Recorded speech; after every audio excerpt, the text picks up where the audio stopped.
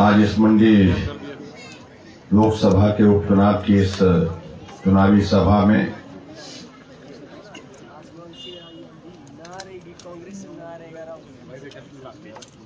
इस कांगो की धरती पर हमारे बीच में भारतीय जनता पार्टी के हमारे प्रदेश के महामंत्री, सुंदरनगर विधानसभा क्षेत्र के आपके बहुत ही लोकप्रिय जुझारू नौजवान विधायक भाई राकेश जम्वाल जी, बिलासपुर के लोकप्रिय विधायक भाई सुभाष ठाकुर जी, भारतीय जनता पार्टी के हमारे प्रदेश के प्रवक्ता भाई अजय राणा जी, मंडल के अध्यक्ष प्रताप ठाकुर जी, स्थानीय पंचायत के प्रधान भाई रोशन जी, पार्टी के हमारे साथी श्री करमचंद जी, अंजू शर्मा जी, भूपेंद्र जी, श्री ब्रागीराम जी और यहाँ उपस्थित सभी पंचायती राज संस्थाओं के चुने हुए प्रतिनिधि भाइयों बहनों और पत्रकार मित्रों,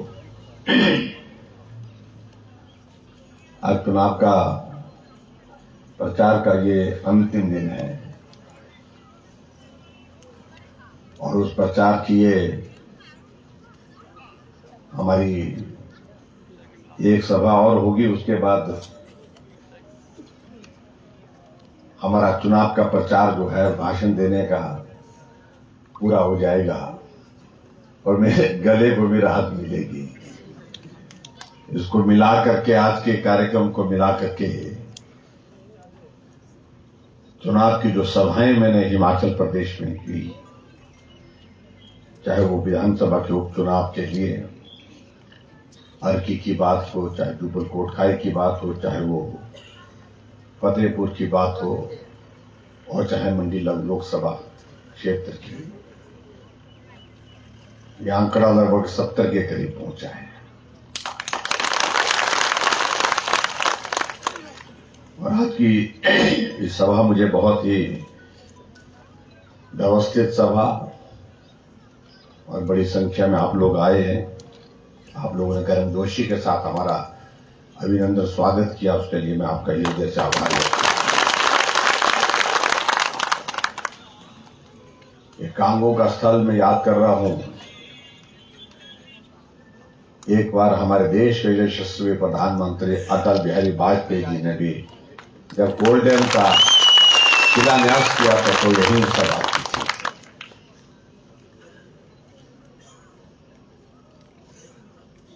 मित्रों, जैसे राकेश जी कह रहे थे कि चुनाव तो अभी 2022 में होना था विधानसभा का, लेकिन उस चुनाव से पहले एक चुनाव ये बीच में और आ गया। और इस चुनाव क्यों आया, ये आपको बताया गया कि हमारे बहुत ही प्रिय मित्र रामसुभ शर्मा जी, जो दूसरी बार सांसद बनकर के दिल्ली गए थे, वो हमारे बीच में नहीं रहे। मंडी लोकसभा खाली हो गई और स्वाभाविक रूप से एक संवैधानिक व्यवस्था के अनुसार यहां सीट पर चुनाव होना था। पहले हमको ये लग रहा था कि शायद ये चुनाव थोड़ा टल करके होंगे, फरवरी तक होंगे, क्योंकि ठीक उससे पहले कुछ प्रदेशों में 2 चुनाव वेस्ट बंगाल और उड़ीसा के घोषित हुए और हम संभावना लगा रहे थे कि उसके साथ ही हमारे इन चुनावों की भी घोषणा होगी, लेकिन बाकी चुनावों के सिलसिले में चुनाव आयोग ने कहा कि फेस्टिवल सीजन के बाद चुनाव होगा, तो हम ये मानने लगे कि दिवाली दशहरे के बाद चुनाव होगा। लेकिन बीच में अचानक ही खबर सुनी, मैं रास्ते में था, मैं किन्नौर जा रहा था, किन्नौर में बहुत सारे उद्घाटन और शिलान्यास के कार्यक्रम रखे थे। जब मैं अन्ना डेल पहुंचने वाला था, पीछे से किसी हमारे अधिकारी का फोन आ रहा है कि आप कहां पहुंचे, तो मैंने कहा मैं अन्ना डेल पहुंचने वाला हूं, रास्ते में हूं। तो उन्होंने कहा कि रुक जाइए। हमने कहा क्यों? कि बोलते कि चुनाव की घोषणा हो गई, आचार संहिता लग गई, अब आप किन्नौर नहीं जा सकते हैं। तो हम कार्यक्रम स्थगित करना पड़ा।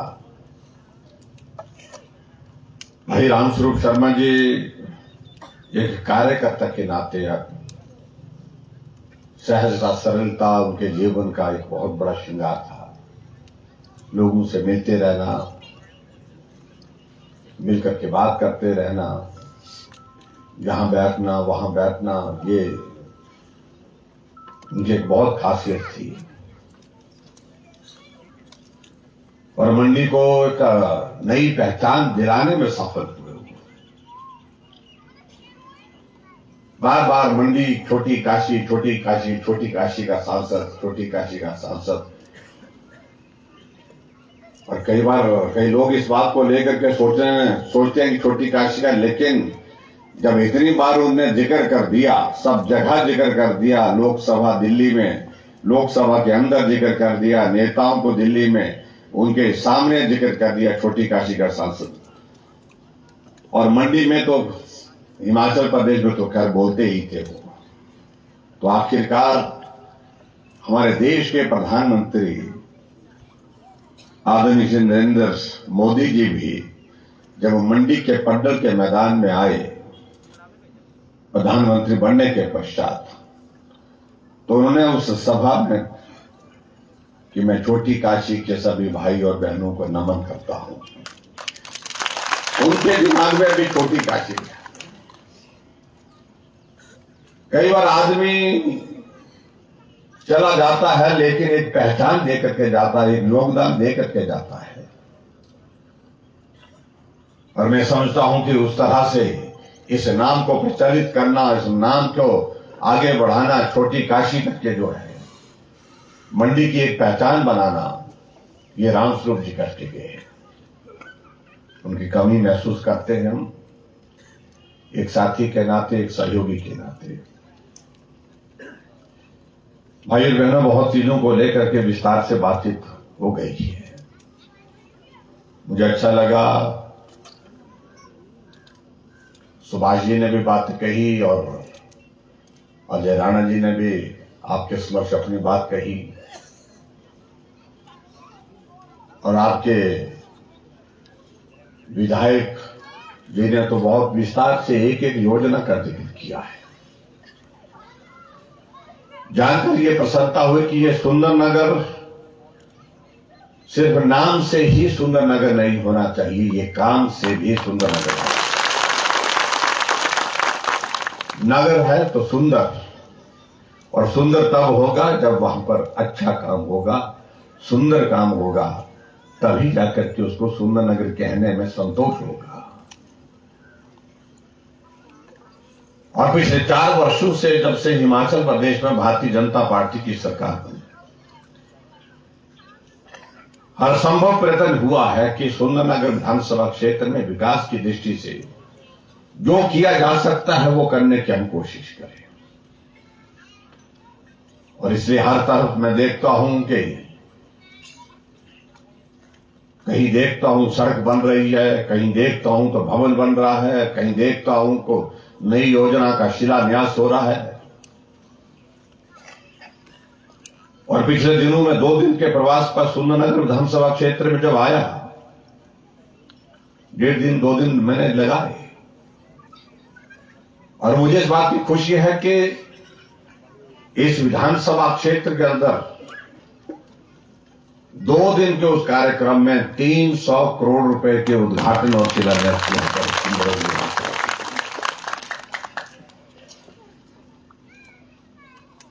राकेश जी विधायक पहली बार हैं, लेकिन उसके बावजूद अपने क्षेत्र के लिए विकास करने की दृष्टि से मैं कह सकता हूं, जिस तरह से ये योगदान दे रहे हैं, ऐसा लगता है कि ये काम आज से नहीं, कई वर्षों से, कई बार से आप कर रहे हैं। जिस प्रकार से आपने इस क्षेत्र में जो विकास को गति दी है, इसके लिए मैं आप सबको भी बधाई देता हूं और राकेश जी को भी बहुत बहुत बधाई। जय श्री राम, जय श्री राम। राकेश जी को जय श्री राम, जय श्री राम, जय श्री राम। और जहां तक चुनाव की बात है, चुनाव के सिलसिले में बहुत सारी बातों का जिक्र हो गया। अब की बार भारतीय जनता पार्टी के हमारे केंद्रीय नेतृत्व ने ब्रिगेडियर कुशाल ठाकुर को यहां से पार्टी का प्रत्याशी घोषित किया है और एक परिचित नाम है। और फौजी होने के बावजूद, सेना में एक अधिकारी होने के बावजूद, उनके स्वभाव में जो सहजता और सरलता है, एक इस बड़े पद पर पहुंचने के पश्चात भी आज भी उसी प्रकार से कायम है। और जीवन की कोई पृष्ठभूमि ऐसी नहीं कि बड़े परिवार से आए। एक गरीब परिवार से संघर्ष करते हुए आगे बढ़े, पटवारी की भी नौकरी की, इवनिंग कॉलेज से पढ़ाई की और उसके बाद सेना में भर्ती होने के बाद ब्रिगेडियर के दायित्व को निर्वहन किया। लेकिन कई बार हम देखते हैं इस बात को कि कांग्रेस के मित्रों को जिस तरह से उन्हें बातें कही, पहले तो यही कहने लगे कि वे फौज के आदमी का, सेना के आदमी का, फौज के आदमी का राजनीति में क्या काम है। जैसे कि राजनीति करने के लिए राजनीतिक परिवार ने ही उन्हें ही ठेका ले रखा हो। ये दूसरी बात एक और उससे आगे बढ़कर के कह दी कांग्रेस के नेता ने कि यहां कारगिल का युद्ध तो युद्ध था ही नहीं। ठीक कहा जा रहा कि जम्वाल जी ने, कारगिल का युद्ध को अगर युद्ध नहीं माना जाए तो युद्ध किसको माना जाए, जहां 527 सैनिक शहीद हुए इस देश के, और उसमें 52 सैनिक हिमाचल प्रदेश के, आपके सुंदरनगर से, आपके बल से, मेरे सराज से,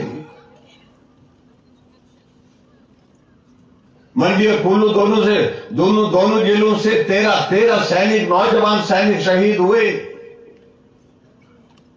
उनमें से अधिकांश परिवारों में मैं गया हूं।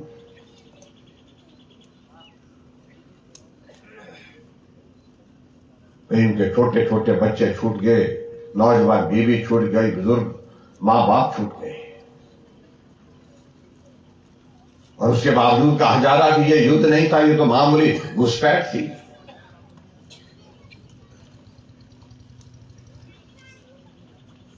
और हम तो अटल बिहारी वाजपेयी जी को स्मरण करते हैं, हम धन्यवाद करते हैं, आभारी हैं। जिस भाषा में पाकिस्तान को जवाब देने की जरूरत थी, उस वक्त उस भाषा में जवाब दिया गया। पाकिस्तान के प्रधानमंत्री उठ करके अमेरिका पहुंच गए और अमेरिका के राष्ट्रपति से प्रधानमंत्री अटल जी को फोन करवाया कि संदेश दिया कि आप आइए, यहां हम बैठ करके बात करते हैं।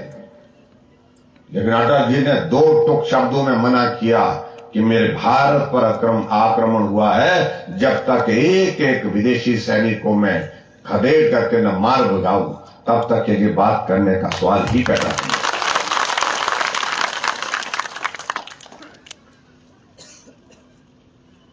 उसको हल्के में लेना ये दुर्भाग्यपूर्ण है, सब कह रहा हूं।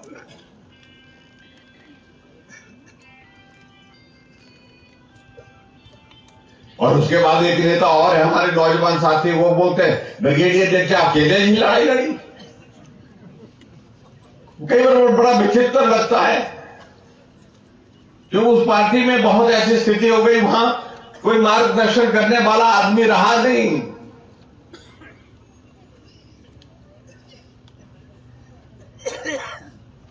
अकेला ब्रिगेडियर लड़ाई लड़ता है क्या? तब तो यह होना चाहिए था कि जो आर्मी का चीफ है उसको राइफल दे और कहे कि जा तू पाकिस्तान के ऊपर हमला कर, जा तू जाकर के उसके साथ देश की रक्षा कर। लड़ने वाली तो सेना होती है, ब्रिगेडियर जो है ब्रिगेड को कमांड करते हैं, उनको उस बात को समझना चाहिए।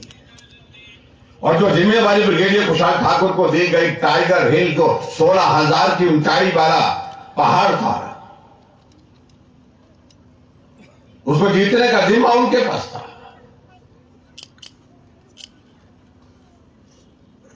जिंदा वापिस आएंगे या नहीं आएंगे इसका कोई भरोसा नहीं था, लेकिन लक्ष्य था कि टाइगर हिल को जीतना है। चढ़ते गए, लड़ते गए और आखिरकार तिरंगा झंडा उनके अपने हाथों से जो है टाइगर हिल पर फहराए गए।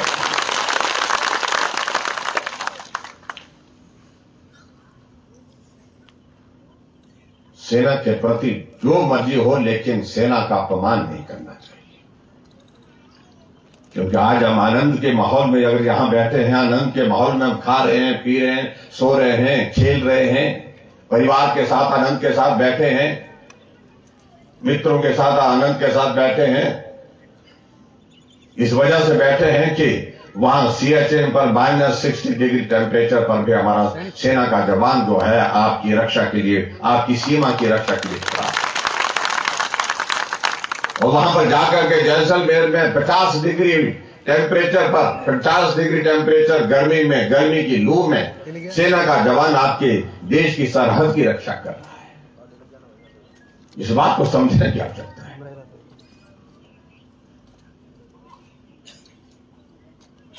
कहने लगे कांग्रेस के लोग बोलते हैं इसको कारगिल की लड़ाई से मत जोड़ना चाहिए, ये तो चुनाव है, चुनावी मुद्दों पर बात करो। हमने कहा आ जाइए, किसने रोका है आपको? चुनावी मुद्दा है क्या? किस मुद्दे पर चुनाव लड़ना चाह रहे हैं, किस मुद्दे पर बात करना चाह रहे हैं? कहने लगे बेरोजगारी बहुत ज्यादा हो गई, जैसे ये बेरोजगारी अभी 3 वर्षों में ही हुई है। आजाद भारत के इतिहास में 50 वर्ष तक कांग्रेस पार्टी सत्ता में रही। अगर आज इस देश में, प्रदेश में बेरोजगारी की लंबी फौज अगर लाखों करोड़ों की संख्या में है, तो सबसे बड़ा श्रेय उसमें कांग्रेस पार्टी का है, जो लंबे समय तक सत्ता में रही है। कहने लगे महंगाई बहुत बढ़ गई। हम सहमत हैं, महंगाई नहीं बढ़नी चाहिए, हमारे लिए भी पीड़ा का विषय है, हमारे लिए भी चिंता का विषय है। लेकिन उनको इस बात को भी समझना चाहिए कि कांग्रेस की सरकार में एक सिलेंडर 1350 से ऊपर चला गया था, प्याज की कीमत 120 रुपए भी हो गई थी, चीनी गायब हो गई थी। वो भूल गए क्या? ऐसे बोलते जैसे कि कांग्रेस के शासन में सब कुछ मुफ्त मिलता था। अभी हम पीछे कैबिनेट की बैठक में बैठे, हमारे मित्रों ने चिंता की, विधायकों ने, सब लोगों ने कहा कि महंगाई बढ़ी, तेल की कम से कम सरसों के तेल में कुछ कमी करने के लिए हमको सोचना चाहिए। हमने कैबिनेट की बैठक की, एक लीटर पर 30 रुपए की सब्सिडी हमारी सरकार देती है हिमाचल प्रदेश। जय श्री राम, जय श्री राम। और महंगाई बढ़ने की वजह आज की तारीख में है, और वो वजह यह है कि पूरी दुनिया की इकोनॉमी जो है, पूरे वर्ल्ड की इकोनॉमी जो है, ग्लोबल इकोनॉमी जो है इफेक्ट हुई है। किसके कारण? कोविड के कारण। बड़े बड़े देश की आर्थिकी तबाह हो गई। जो बहुत साधन में आगे थे, सुविधाओं में आगे थे, टेक्नोलॉजी में आगे थे,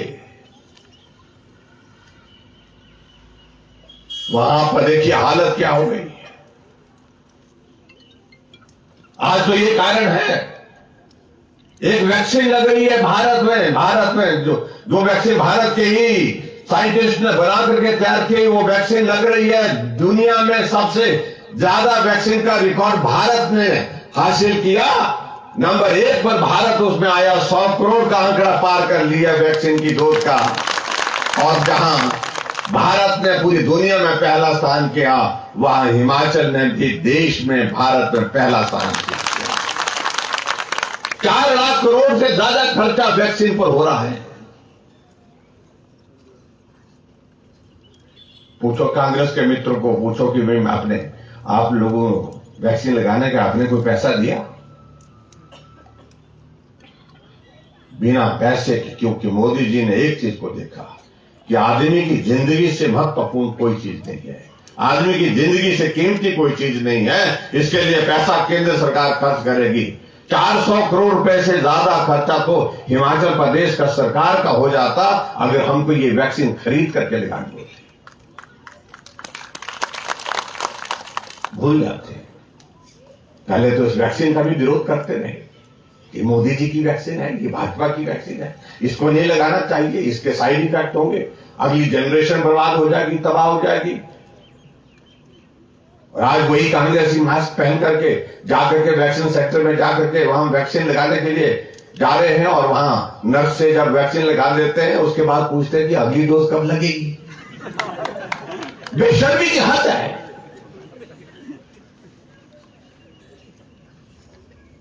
इतना बड़ा संकट दुनिया के सामने और उस संकट में भी राजनीति नहीं कर रहे हैं।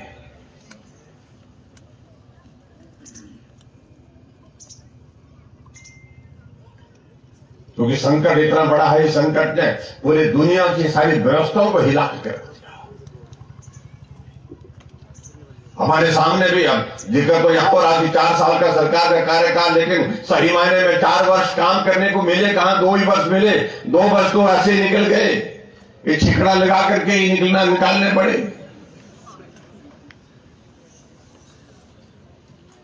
अभी भी संकट से पूरी तरह से बाहर नहीं निकल पाएगा।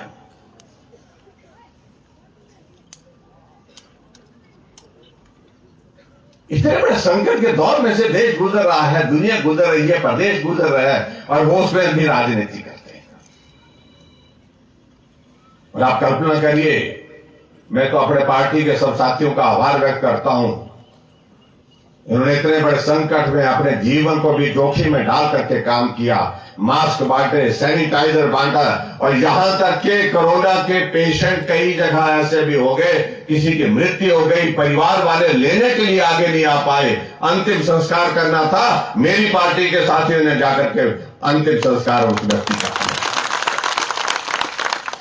आपके सुंदरनगर के विधायक भाई राकेश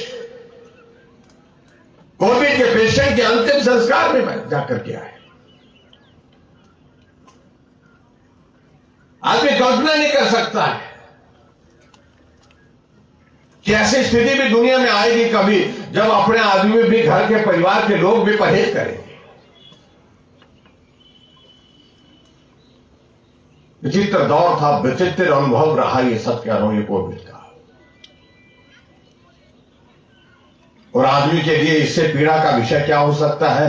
जब आदमी कोई बीमार होता है तो सब साथी, मित्र, दोस्त, रिश्तेदार सब खड़े होते हैं उसी सेवा के लिए। और इस कोरोना की बीमारी में जो संक्रमित होता था, न घर वाले होते थे, न परिवार वाले होते थे, न रिश्तेदार होता है, न साथी होता है, न दोस्त होता है। और मैं आभार व्यक्त करना चाहूंगा हमारे डॉक्टर्स, पैरामेडिकल स्टाफ, जो हमारे कोरोना वॉरियर्स हैं, जो हमारे वहां पर वार्ड बॉयज हैं, उन्होंने परिवार के सदस्य के रूप में वहां पर काम किया, एक तरह का जो उन मरीजों को लिए जो जरूरत थी वो करने की कोशिश की है। इसलिए इस सारी चीज की तुलना ही नहीं कर सकते, इस हालात की तुलना कर नहीं सकते। मैं कहता हूं कि मुझसे पहले 5 मुख्यमंत्री और रहे, उनके साथ हमारा कंपैरिजन नहीं हो सकता भाई। इस कार्यकाल का कंपैरिजन इसलिए नहीं हो सकता कि वो ऐसे संकट के दौर में से गुजरे ही नहीं, उनको सामान्य परिस्थिति में काम करने का अवसर प्राप्त हुआ। तुलना तो तब होती जब उनके जमाने में कोविड आया होता, तो मालूम तब कंपैरिजन हो सकता था। कहना तो आसान होता है, ये करना चाहिए था, वो करना चाहिए था। कांग्रेस के नेता सोशल मीडिया में, फेसबुक में डाल करके एंड पूरा वो करना चाहिए था, सरकार को ये करना चाहिए था, वो करना चाहिए था, ऐसा करना चाहिए, वैसा करना, सलाह देते थे, मार्गदर्शन करते थे हमारे। जैसे मालूम नहीं कितनी पीढ़ियों से ये कोरोना का इलाज कर रहे हैं।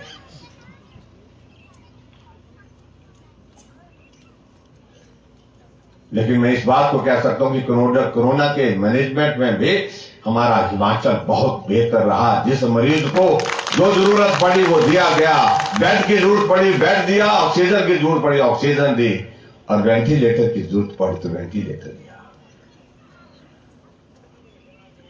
2 ऑक्सीजन के प्लांट थे हिमाचल प्रदेश में।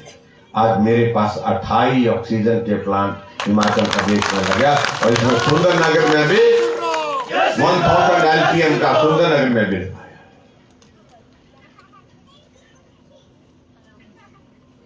तो कांग्रेस के लोग हमसे प्रश्न पूछ रहे हैं क्या किया जा रहा है, इसे काम नहीं मानते वो।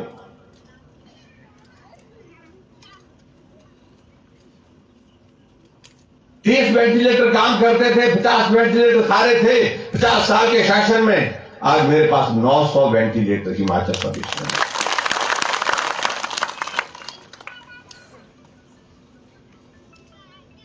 हमने तो काम किया, हमारे साथियों ने, पार्टी के साथियों ने काम किया।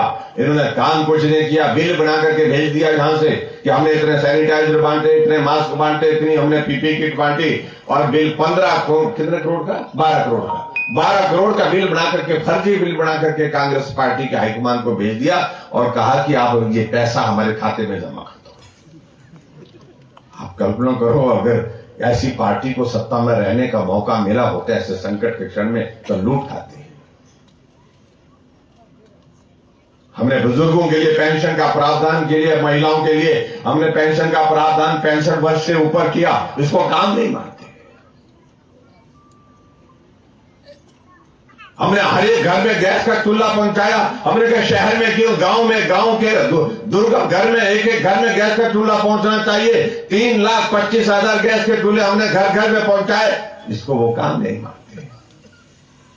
50 साल सत्ता में वो रहे, उनको बोलिए कि तुमने भी कभी अगर गैस का चूल्हा बांटा होता, दिया होता।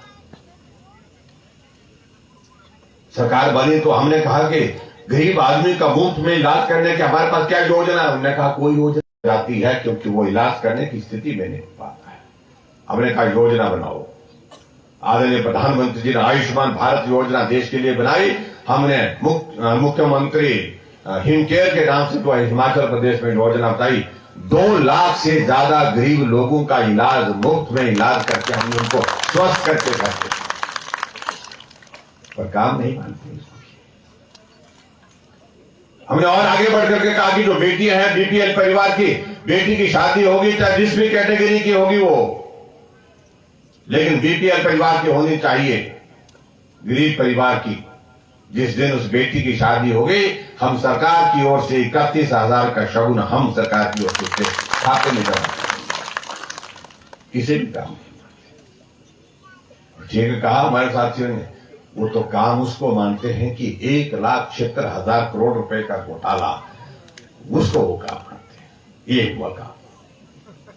1,86,000 करोड़ रुपए का घोटाला होता तो उसको मानते काम। तो उनकी परिभाषा काम की और है भाई। मुझे कहता है कि हेलीकॉप्टर में जाता है, अपने आप क्या बैलगाड़ी में जाते थे क्या? 1993 के बाद हिमाचल प्रदेश सरकार के पास लगातार लीज पर हेलीकॉप्टर है। ये पहला मुख्यमंत्री आपके सामने खड़ा जिसने अपना सरकारी हेलीकॉप्टर डेडिकेट कर दिया टूरिज्म के लिए। 3 दिन में हमने कहा वो टूरिज्म के लिए चंडीगढ़ से शिमला, शिमला से चंडीगढ़ जो टूरिस्ट हैं उनके लिए लगेगा। वो चलता रहा, 7 महीने तक चलता रहा। बीच में कोविड का दौर आया और उसके कारण रोकना पड़ा, उस कारण से रुक गया। किसी मुख्यमंत्री ने डेडिकेट किया अपना हेलीकॉप्टर टूरिज्म को प्रमोट करने के लिए। आज हेलीकॉप्टर कहां जाता है? हेलीकॉप्टर हम जाते हैं, हम डोडरा कुआं जाते हैं, हम पांगी जाते हैं, भरमौर जाते हैं, चंबा जाते हैं, जुब्बल कोटखाई जाते हैं, दुर्गम इलाकों में जाते हैं। और उनके कांग्रेस की सरकार में कहा जाता था हेलीकॉप्टर, शिमला से दिल्ली, दिल्ली से शिमला, शिमला से दिल्ली, दिल्ली से शिमला। क्यों जाता था? अपने निजी काम से। अंतर है जिसको समझना चाहिए। और मैं तो उसको बोलना चाहता हूं, जो विपक्ष के नेता बनाए हैं, आगे आने वाले समय में क्या होगा मालूम नहीं, मुझे तो खतरा ही लग रहा है उसका क्या होना है, क्योंकि उसका इंतजाम करने के लिए कांग्रेस के लोग बहुत तैयार बैठे हुए हैं। उसकी भाषा पर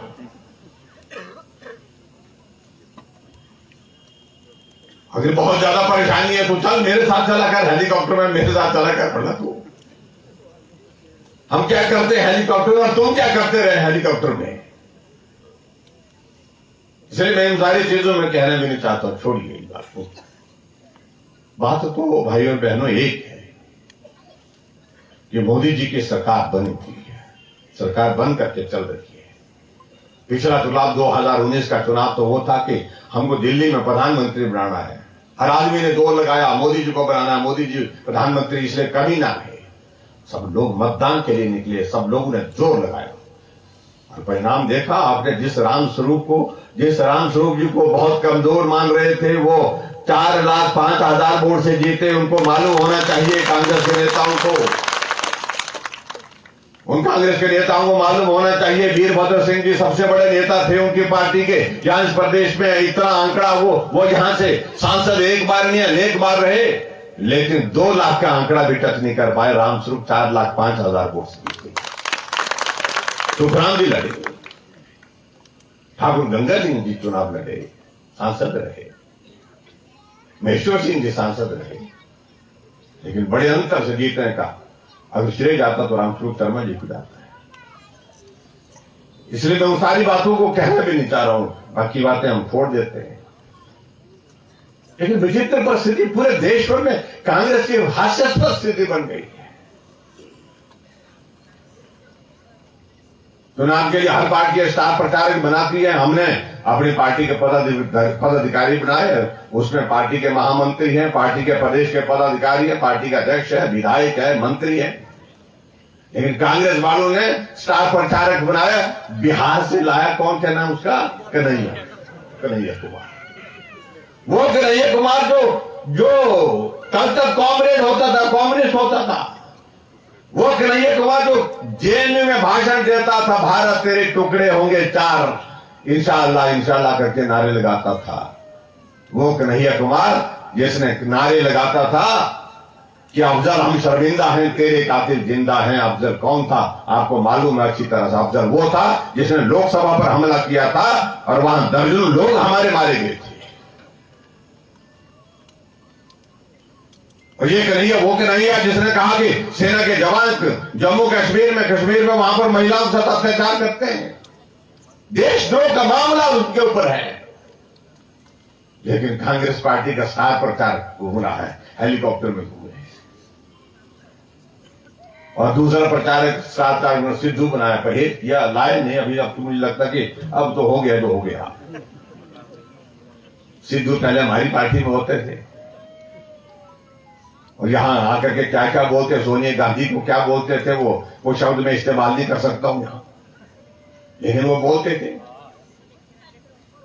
और राहुल गांधी के बारे में तो उन्होंने पप्पू शब्द हमारा दिया नहीं है, ये उनका दिया हुआ शब्द है। आज अब गूगल पे अपने आप टाइप करेंगे, लिखो पप्पू लिखो तो राहुल गांधी का फोटो आता है। पूरी दुनिया में प्रसिद्ध कर दिए पप्पू के नाम से। और मैं तो मजाक में कहता हूं, पहले तो पप्पू के नाम से छोटे बच्चे का नाम रखते थे, बड़ा प्यारा नाम था पप्पू। अब आजकल कोई नाम ही नहीं रखता पप्पू। किसी ने रख भी दिया, पहले रख दिया तो उसके बाद वो बोलता भाई मेरे को माफ कर, तू इस नाम से मत बोल, मेरा नाम ये है। तो ये स्थिति है आपको, वो स्टार प्रचारक। इसलिए भाइयों बहनों, कांग्रेस समाप्त है, देश में समाप्त है। और प्रदेशों में जहां शासन होता था वहां उनके खाते नहीं खुल रहे। वेस्ट बंगाल का चुनाव अभी हाल ही में हुआ, खाता नहीं खुला। लेकिन बड़ी दिलचस्प बात है, खाता उनका नहीं खुला, और फिर पटाखे छोड़ रहे थे। पटाखे क्यों छोड़ रहे थे? हमने पूछा भाई पटाखे क्यों छोड़ रहे? पटाखे इसलिए छोड़ रहे थे क्योंकि भारतीय जनता पार्टी की सरकार नहीं बन पाई, उनको उसी में संतोष हो जाता है। मेरे भाई और लंबी बातें जाएंगी, लंबी बातें करने के लिए आएंगे आपके बीच में। आज मैं आप सबसे यही निवेदन करना चाहता हूं, कांग्रेस के लोग बहुत बहुत चालाकी से बातें करते हैं, कहते हैं कि करसोग तो बहुत जबरदस्त माहौल है, एक तरफा है। आज आपने देखा कि हमारी सभा वहां पर हुई है और सही मायने में करसोग जो एक तरफा भाजपा की तरफ है, आप देखें। फिर कहते हैं कि अन्य तो एक तरफा है, अन्य की सभाएं देखना आपने कितनी बड़ी बड़ी सभाएं हुई है। हाँ, मंडी लोकसभा क्षेत्र की अगर मैं बात कहूं तो एक तरफा सही है, लेकिन भाजपा की तरफ है। भाजपा की जीत यहां पर शानदार जीत होना चाहिए। हम मंडी का जिक्र करते हैं, परेशानी हो जाती है। क्षेत्रवाद फैला रहे हैं, क्या क्षेत्रवाद फैलाया हमने? मंडी लोकसभा का नाम मंडी के नाम से है और हम मंडी जिला के रहने वाले हैं, तो क्या नाम भी लेना बंद करें जहां के रहने वाले? ठीक है, प्रदेश मुख्यमंत्री सारे प्रदेश का होता है, इसमें हम कहां मना कर रहे हैं। लेकिन आखिरकार जिस जिले का है तो वो जिले का जिक्र होगा, जिस विधानसभा का है उस विधानसभा का जिक्र होगा, जिस गांव का है उस गांव का भी जिक्र होगा। जहां को सरकारें पहले बदलती थी, टोपियां बदल जाती थी, आज के इसमें परिवर्तन है। ऊपर नीचे की सारी बातें समाप्त होगी। हमने कहा कि ऊपर नीचे का झगड़ा ही खत्म है, तो पहले ऊपर का मुख्यमंत्री फिर नीचे का मुख्यमंत्री। हमने कहा मंडी बीचों बीच है भाई, झगड़ा खत्म है।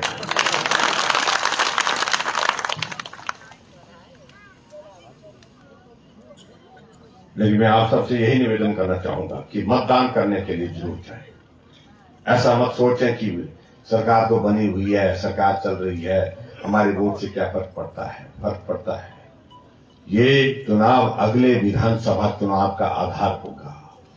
यहां से पिछली बार आप लोगों की जो जीत हुई है वह ऐतिहासिक जीत हुई है और उस जीत को आप लोगों ने कायम रखना है और उस जीत के लिए आप लोगों ने परिश्रम करना कि वो अंतर कम ना हो किसी सूरत में, और उसमें इजाफा, उसमें बढ़ोतरी हो, उस बात के लिए आप अगर उसमें सफल हो गए तो अगला चुनाव आपका समझ लो कि ऐसे ही हो जाएगा। आधे से ज्यादा चुनाव अगला आपका ऐसे ही हो जाएगा। उसके लिए आप सब काम करें और भारी बहुमत से। और वैसे भी ब्रिगेडियर का चुनाव चिन्ह कमल का फूल पहले नंबर पर है, ढूंढने की जरूरत है। ऐसे भी पहले नंबर पर है, ऐसे भी पहले नंबर पर है।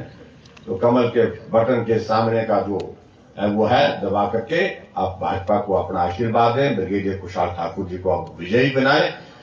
2 तारीख को परिणाम निकलेंगे, दिवाली 4 को है। दिवाली की आपको शुभकामनाएं, बहुत बहुत बधाई। लेकिन दिवाली 2 तारीख से शुरू हो जाए और 4 तारीख तक चलती रहे। जीत ऐसी होनी चाहिए, उसके लिए मैं आप सबसे निवेदन करना चाहूंगा।